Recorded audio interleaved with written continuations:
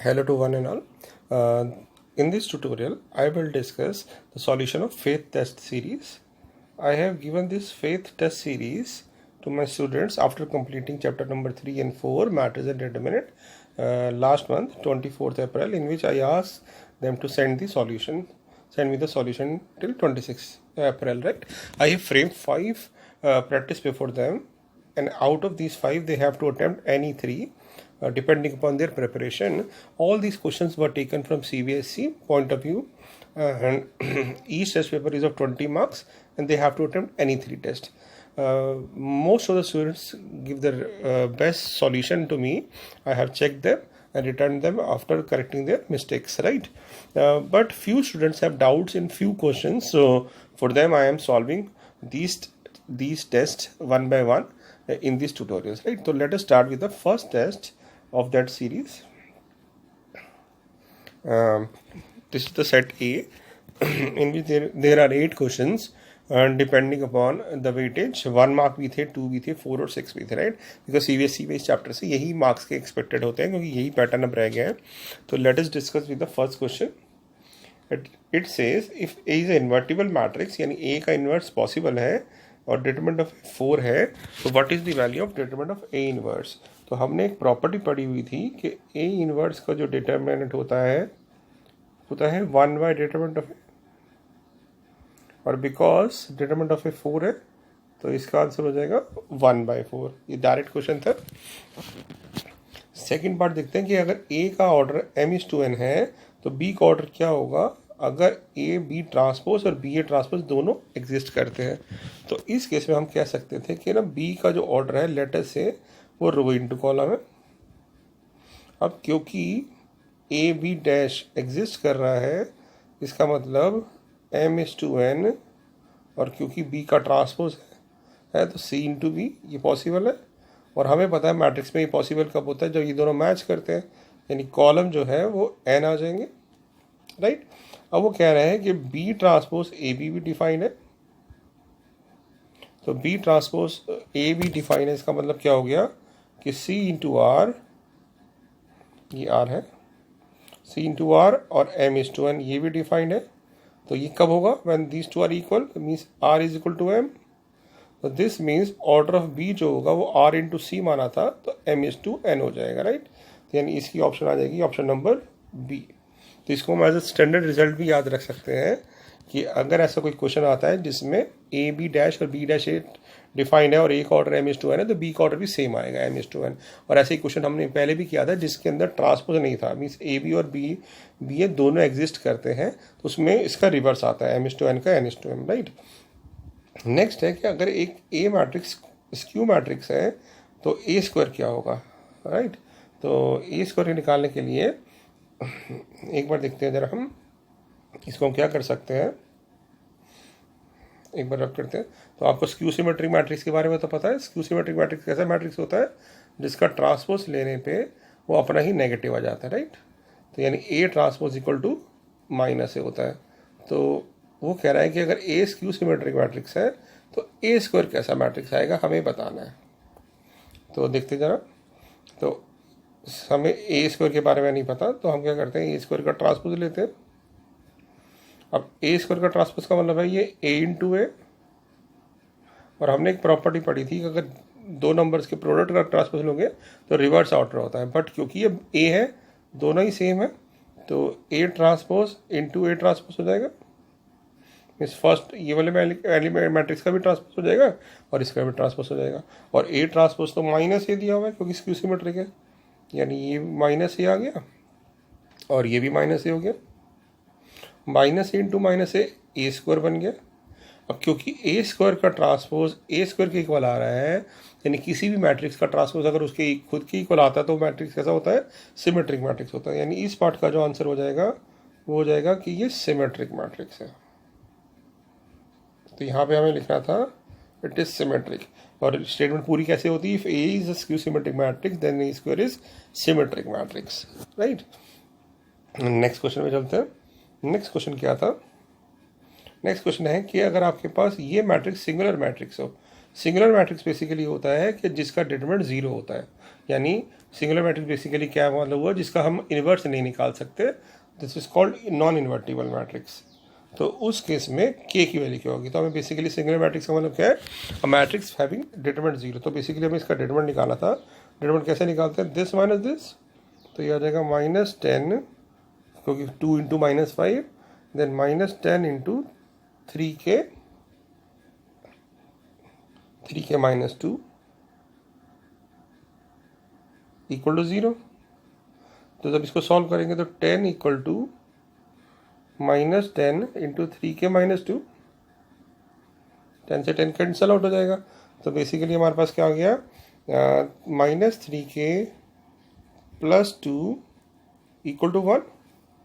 ठीक है, क्योंकि कैंसल आउट हुआ है तो 0 नहीं होगा, कई बार यहाँ मिस्टेक हो जाती है, इसको 0 लिख देते हैं, ये -1 होगा। तो यहाँ पे आ जाएगा आपके पास -3k इक्वल टू -1 और k की वैल्यू आ जाएगी 1/3। राइट, हमसे k की वैल्यू पूछी थी, ये क्या होगी अगर ये सिंगुलर मैट्रिक्स है, तो हम कहेंगे कि k की वैल्यू आ जाएगी हमारे पास 1/3। राइट, अब चलते हैं नेक्स्ट क्वेश्चन पे। नेक्स्ट क्वेश्चन क्या है, आपको दिया हुआ है कि ये शो करिए विदाउट एक्सपेंडिंग कि ये 0 है, यानी इसका डिटरमिनेंट 0 आ रहा है। ये ध्यान से देखें तो ये कैसा मैट्रिक्स है, ये स्क्यू सिमेट्रिक मैट्रिक्स है और उसका डिटरमिनेंट पूछा हुआ हमसे। तो हम कैसे करेंगे इसको देखते हैं, स्टार्ट करते हैं। तो यहाँ पे मैं इसको अलग से लिख देता हूँ 0, देन हमारे पास है a, फिर -b, और स्क्यू सिमेट्रिक था ये, तो -a था, ये आपके पास 0 है, ये -c है, b, c और 0। हमें शो करना है कि इसका डिटरमिनेंट 0 आएगा। इसको दो तरीके से कर सकते हैं, हमने ऐसा क्वेश्चन पहले भी अपने ट्यूटोरियल में डिस्कस किया हुआ है, ये टाइप 1 में मैंने लिया था, जिसके अंदर हम स्क्यू सिमेट्रिक मैट्रिक्स का डिटरमिनेंट सॉल्व करते हैं और वो हमेशा 0 आता है, ऑड ऑर्डर का। राइट, तो इसको एक तरीका क्या है, आप इसको लेट कर लो कि ये जो मैट्रिक्स है ना, हम पहले एक मैट्रिक्स डिफाइन कर लेते हैं कि लेटर से कि ये एक मैट्रिक्स है जिसका हमें डिटरमिनेंट निकालना है। राइट, और फिर हम कहेंगे कि we observe that this is a skew symmetric matrix. तो स्क्यू सिमेट्रिक मैट्रिक्स में हम ऑब्जर्व करते हैं कि ये ट्रांसपोज -1 के इक्वल आता है। राइट, अब हमें इस वाले मैट्रिक्स का डिटरमिनेंट लेना है, तो हमने दोनों साइड डिटरमिनेंट ले लिया। अब एक प्रॉपर्टी थी कि ए ट्रांसपोज का डिटरमिनेंट तो ए ही होता है, तो ये वापस ए ही आ जाएगा। और यहाँ पे पढ़ा था कि कोई नंबर बाहर आता है -1, तो -1 की पावर में आता है ऑर्डर, और ऑर्डर है इसका 3/3, तो 3 ऑर्डर है, तो जितना स्क्वायर मैट्रिक्स का ऑर्डर होता है उतनी पावर आती है। राइट, तो यानी बेसिकली डिटरमिनेंट ऑफ ए जो होगा वो माइनस डिटरमिनेंट ऑफ ए हो जाएगा, ये जाके ऐड होगा, इसको इधर ले जाते हैं, तो determinant of A plus determinant of A equal to 0, तो 2 times determinant of A equal to 0, तो हम कह सकते हैं कि determinant of A equal to 0, यानी इसको हमने ये बोला कि ये ए का डिटरमिनेंट है, तो इसका आंसर 0 आ रहा है। एक तरीका ये था। दूसरा हमने क्या पढ़ा था कि आप ऐसा करिए, take negative common from all the rows, यहाँ से भी नेगेटिव कॉमन ले लेते हैं, तो नेगेटिव कॉमन लेंगे तो आ जाएगा 0 -b, यानी साइन चेंज करेंगे। Then take negative common from here also, तो a 0 c, take negative common from here also, -b -c 0। अब क्योंकि -3 बार आ गया है तो -1 की पावर 3 बाहर आ जाएगा, 3 बार माइनस, तो 2 बार -1 प्लस हो जाएगा, तो एक माइनस आंसर आ जाएगा। अब ध्यान से देखें तो ये क्या बन रहा है, ये इस वाले डिटरमिनेंट का ट्रांसपोज बन रहा है, तो हम इसको ले सकते हैं कि ये डिटरमिनेंट ऑफ ए ट्रांसपोज है, और हमें एक प्रॉपर्टी पता है कि ए ट्रांसपोज का जो डिटरमिनेंट होता है, ए ट्रांसपोज का जो डिटरमिनेंट होता है वही डिटरमिनेंट ऑफ ए होता है, यानी हम इसको ट्रांसपोज करके भी ले सकते हैं 0 a -b, ट्रांसपोज कर रहा हूँ मैं, सारी रोज को कॉलम बना रहा हूँ और कॉलम को रो बना रहा हूँ। राइट, तो -a 0 c -c,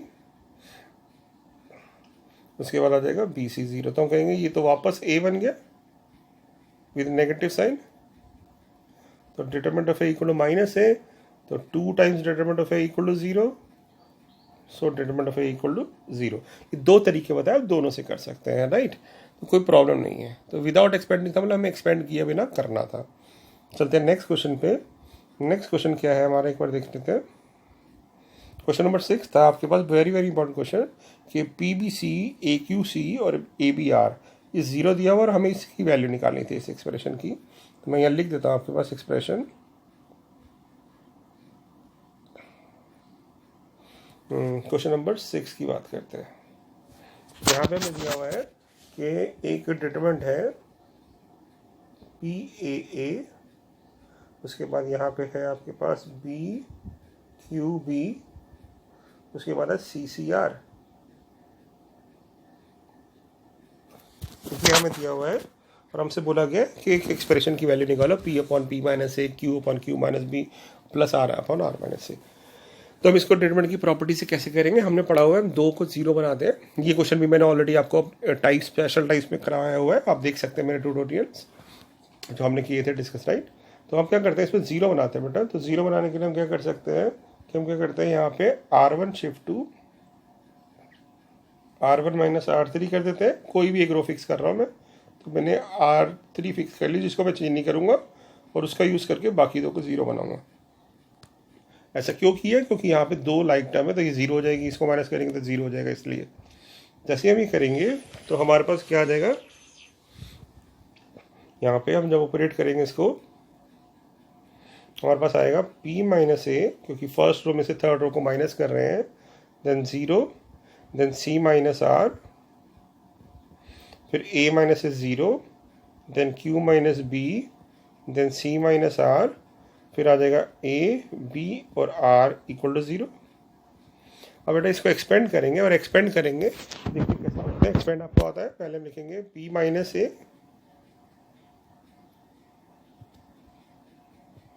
then this minus this होगा, तो r into Q minus B into C minus R. अगली टर्म 0 है तो उसको छोड़ देते हैं। फिर अगर, क्योंकि हमने 0 से कुछ मल्टीप्लाई करने की जरूरत नहीं, क्योंकि 0 हो जाएगा, देन c माइनस आर, और c माइनस आर के साथ इसका कोफैक्टर क्या आएगा, 0 minus this minus A Q minus B equal to 0। ठीक है। अब ध्यान से देखिए बेटा, मैं बड़े ब्रैकेट नहीं खोलूंगा, यानी p minus A Q minus B नहीं खोलूंगा, क्योंकि हमें एक्सप्रेशन इसी फॉर्म में चाहिए था। तो हम क्या करेंगे देखते हैं जरा। तो हम लिखेंगे इसको p minus A Q minus B into R, तो ये बन जाएगा r p minus A Q minus B. अब यहाँ पे जो माइनस है, इस माइनस को ना मैं इधर ले जाऊंगा, क्योंकि हम ऑब्जर्व कर रहे हैं हमें जो एक्सप्रेशन चाहिए उसमें पी क्यू आर पहले आ रहे हैं, p minus A Q minus B R minus C. तो माइनस को अंदर ले जाएंगे तो ये बन जाएगा, और मल्टीप्लाई कर देंगे इससे, तो ये बन जाएगा p minus A into R minus सी,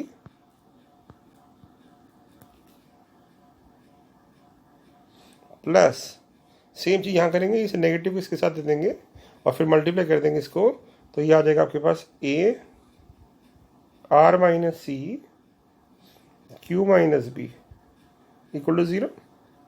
अब ध्यान से देखिए मैं क्या करूँगा, पूरी टर्म को डिवाइड कर दूंगा p minus A into Q minus B into R minus C से, क्योंकि अपॉन में चाहिए।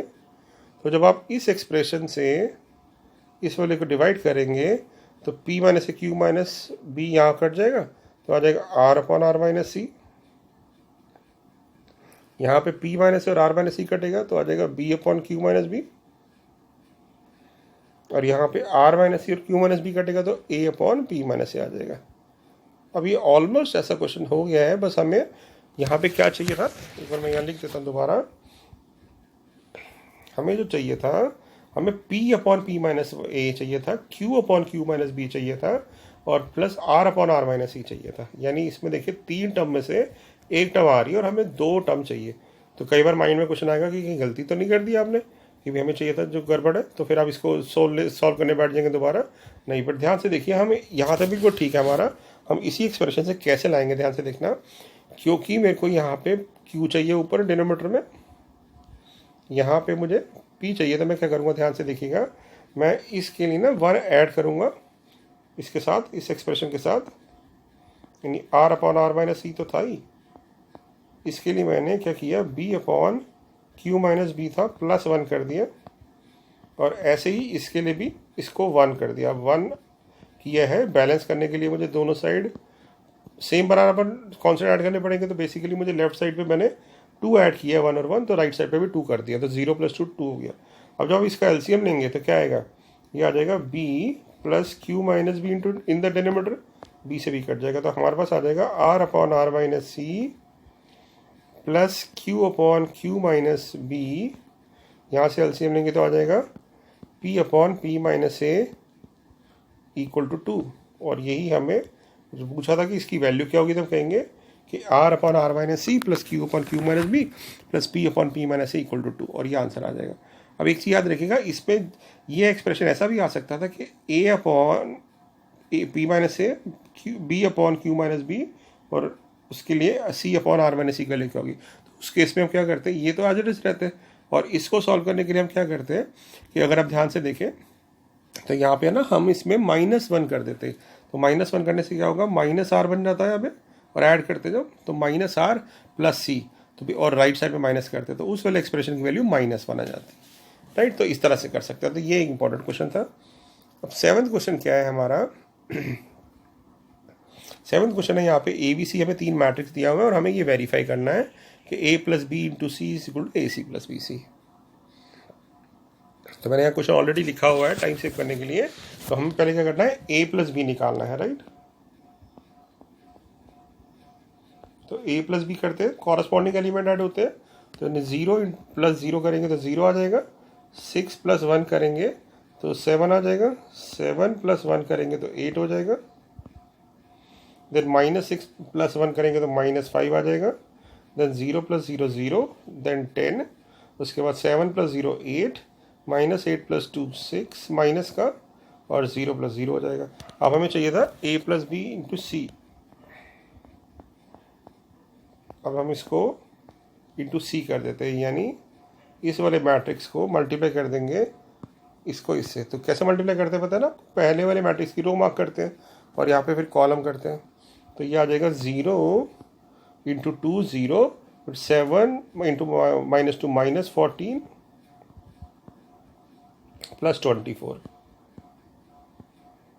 राइट। फिर -10 प्लस 0 प्लस 30, -10 प्लस 0 प्लस 30 तो आ जाएगा 20।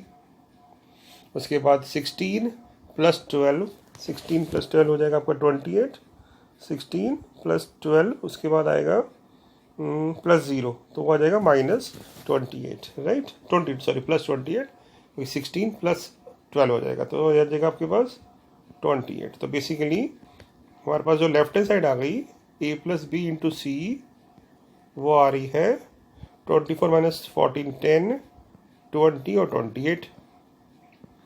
अब राइट साइड देखते हैं, राइट साइड में हमें क्या चाहिए था, ए सी और बी सी को ऐड करना था। तो पहले ए सी निकाल लेते हैं, ए सी मतलब इस मैट्रिक्स को से मल्टीप्लाई करेंगे तो वही सेम रो, इसकी रो मार्क करें मल्टीप्लाई करेंगे इसके साथ, तो 0 -12 प्लस 21, तो ये आ जाएगा आपके पास 9, देन -6 इंटू 2 -12 प्लस 0 प्लस 24, तो आ जाएगा 12 क्योंकि 24 माइनस 12 हो जाएगा, देन 14 प्लस 16 आ जाएगा, 14 प्लस 16 30 क्योंकि अगली टर्म 0 है। फिर निकालते हैं बी सी,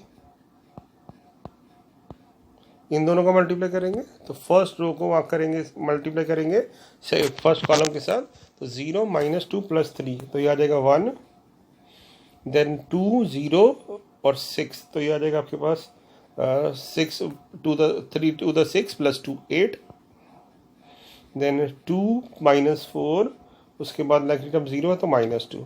अब हमें निकालना था ए सी प्लस बी सी, दोनों को ऐड कर देते हैं, कॉरस्पॉन्डिंग एलिमेंट ऐड होते हैं, 9 प्लस 1 10, उसका 12 प्लस 8 20, देन 30 माइनस 2 28।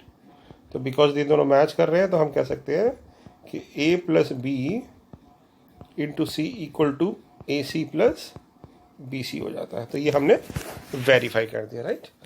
चलते लास्ट क्वेश्चन पे। लास्ट क्वेश्चन था बेटा कि हमें ना यहाँ पे ए मैट्रिक्स दिया था और उसका इन्वर्स निकाल के इस इक्वेशन को सॉल्व करना था। तो इन्वर्स के लिए पहले क्या करते हैं, कोफैक्टर निकालते हैं और फिर कोफैक्टर को एक मैट्रिक्स में लिख देते हैं जिसको हम कहते हैं एडजॉइंट ऑफ ए। तो वो होता है कोफैक्टर्स, सारे कोफैक्टर्स को लिखने के बाद उसका ट्रांसपोज, यानी C11 जो C11 C12 C13 ट्रांसपोज लेने के बाद ये समझ आता है बेसिकली ये हमारा एडजॉइंट ऑफ ए था। यानी ऑर्डर जो होता है ना वो वैसे रो वाइज होता था 1 1 1 2 1 3 रो वाइज, बट ट्रांसफर लेने के बाद ये ऐसा बन जाता है। अगर आपको याद हो हमने करा हुआ है, ठीक है। तो मैं सारे कोफैक्टर निकाल लेता हूँ ताकि ये जॉइंट ऑफ इट डायरेक्ट आ जाए। कैसे करते थे अगर आपको याद हो, हम क्या करते थे कोफैक्टर निकालने के लिए इसको एज इट इज रखेंगे 3 को, तो जिस रो में आ रहा है उसको डिलीट करते थे, तो ये आ जाएगा -7 + 16, -7 + 16 हो जाएगा आपके पास -7 + 16 9 हो जाएगा। तो हम लिख देंगे 9। तो इस तरह से हम सारे कोफैक्टर निकाल लेते थे। अगले का हो जाएगा 14 - 15, तो ये आ जाएगा आपके पास -26, बट क्योंकि और पोजीशन है इसलिए 26। उसके बाद आएगा आपके पास -4 + 5, तो 1 आ जाएगा। ठीक है, ऐसे ही करते थे। उसके बाद नेक्स्ट वाले पे जाएंगे तो 28 + 10 38 हो जाएगा, बट और पोजीशन है इसलिए -38 आ जाएगा। उसके बाद जाएंगे 21 - 25, तो -4 आ रहा है। उसके बाद -6 - 20 -26, बट और पोजीशन है तो 26 हो जाएगा। उसके बाद हम जाएंगे 3 1 पे, तो 32 + 5, तो 37 हो जाएगा, राइट। उसके बाद जाएंगे हम 24 - 10, तो 14 हो जाएगा, बट ऑड पोजीशन है, ऑड पोजीशन समझ रहे हैं ना, 3 2 पोजीशन है इसलिए -1 हो जाएगा। उसके बाद -3 और -8 -11 हो जाएगा। फिर हम निकालते थे डिटरमिनेंट ऑफ। डिटरमिनेंट ऑफ कैसे निकालते थे, एक प्रॉपर्टी पढ़ी थी हमने कि किसी भी रो के एलिमेंट को उसके कोफैक्टर से मल्टीप्लाई कर देंगे तो डिटरमिनेंट आ जाएगा। तो यहाँ पे ये फर्स्ट रो के कोफैक्टर है और ये फर्स्ट रो के एलिमेंट है, तो मल्टीप्लाई कर देते हैं। तो 3 × 9 27 + 26 × 4 104 + 5, तो हमारे पास डिटरमिनेंट ऑफ आ गया 136। तो इसको लिख देते हैं 136 आ गया। तो ए इनवर्स क्या होता था, इनवर्स होता था 1/डिटरमिनेंट ऑफ ए, यानी 1/136। उसके बाद इसका एडजॉइंट, तो एडजॉइंट हो जाएगा 9 - 38 37 26 -4 -14 1 26 और -11। अब हमें इक्वेशन इस इन्वर्स का यूज़ करना था इक्वेशन सॉल्व करने के लिए, राइट। तो बट यहाँ थोड़ा सा ट्विस्ट दिया था मैंने। क्या ट्विस्ट था, अगर आप देखें ध्यान से, जनरली हम देखते हैं कि ये जो मैट्रिक्स ए होता है ये यहाँ सेम बनता है, राइट। बट यहाँ सेम नहीं बन रहा, कैसे? अगर आप कोफिशिएंट देखें एक्स वाई जेड के 3 4 5 तो ठीक आ रहे हैं, बट 5 - 2 7 है और वो थर्ड वाले रो में दिया हुआ है, और 2 - 1 8 है वो सेकंड रो में दिया हुआ है। तो हम क्या करेंगे, इसको सॉल्व करने से पहले इसको इक्वेशन को रीअरेंज कर लेंगे, मतलब इस इक्वेशन यहाँ लिख देंगे और इस इक्वेशन यहाँ लिख देंगे, ठीक है, ये ध्यान रखना है। और फिर उसको जब मैट्रिक्स फॉर्म में लिखेंगे तो ये बन जाएगा 3 4 5। इक्वेशन तो हम रीअरेंज कर सकते हैं ना, 3 इक्वेशन दिए किसी भी ऑर्डर में लिखे, तो हमें तो सिचुएशन के अकॉर्डिंग बनाना होता है। तो ये आ जाएगा आपके पास 2 - 1 8 5 - 2 7, और यहाँ बन जाएगा 18 13 और 20। यानी ये बेसिकली हमें देख लेना है कि इक्वेशन क्या बन रही है। अब इस मैट्रिक्स को ए मानेंगे, इसको एक्स इसको बी, तो एक्स निकालने के लिए ए हटाना पड़ेगा। तो हमने ए इनवर्स से दोनों साइड मल्टीप्लाई किया, प्री मल्टीप्लाई, तो इधर ये आई बन गया। तो आई इंटू एक्स, एक्स होता तो बेसिकली एक्स जो हो गया वो हमारे पास हो गया ए इनवर्स इंटू बी। यानी हमें अब एक्स निकालने के लिए ए इनवर्स जो हमने निकाला था 1/136, फिर 9 - 38 37, उसके बाद 26 -4 -14 1 26 और -11, इसको मल्टीप्लाई कर देंगे किससे, 18 30 और 20 से। और मल्टीप्लाई करेंगे ना जब आप इसको, पता कैसे मल्टीप्लाई करते हैं, रो को कॉलम से मल्टीप्लाई करेंगे। तो ये हमारे पास आ जाएगा 9 × 18 - 38 × 13 + 37 × 20। तो ये सॉल्व करके आ जाएगा 408। उसके बाद 26 × 18, उसके बाद -4 × 13 और -14 × 20। तो ये सॉल्व करके आ रहा है 136। और ऐसे ही 1 × 18 उसके बाद 13 × 26 -11 × 20, ये भी आ रहा है 136। और 136 के अंदर जाके डिवाइड हो जाएगा। तो 408 डिवाइड बाई 136 करेंगे तो 3, ये 1 और ये 1, तो इसका मतलब क्या होगा, ये x, ये y और z हो गया। तो हम लिख देंगे फाइनली हमारे पास जो x आ गया वो 3 आ गया, y 1 आ गया और z 1 आ गया। और इसको आप ना वेरीफाई भी कर लीजिएगा एग्ज़ाम में, जब आपके आंसर आ जाए तो किसी भी एक इक्वेशन में पुट करके देख लेना। जैसे मान लेते हैं यहाँ पुट कर लेते हैं, तो हमारे पास था x3 तो 9 हो जाएगा, y4 इंटू 1 और 5 इंटू 1 तो 18 इक्वल टू 18 सही आ रहा है हमारा आंसर। अगली क्वेश्चन में पुट करके भी देख सकते हैं। तो in this way we can solve these type of questions. तो ये बहुत इंपॉर्टेंट पेपर था। तो ये फर्स्ट सॉल्यूशन हुआ। अगले पेपर्स के जो सॉल्यूशन है वो भी जल्दी ही मैं अपलोड कर दूंगा। तो आई होप आपको ये सारे क्वेश्चंस आते होंगे, और नहीं आते तो आप इस सॉल्यूशन को देख के आपको समझ आ गए होंगे, right. Thank you so much.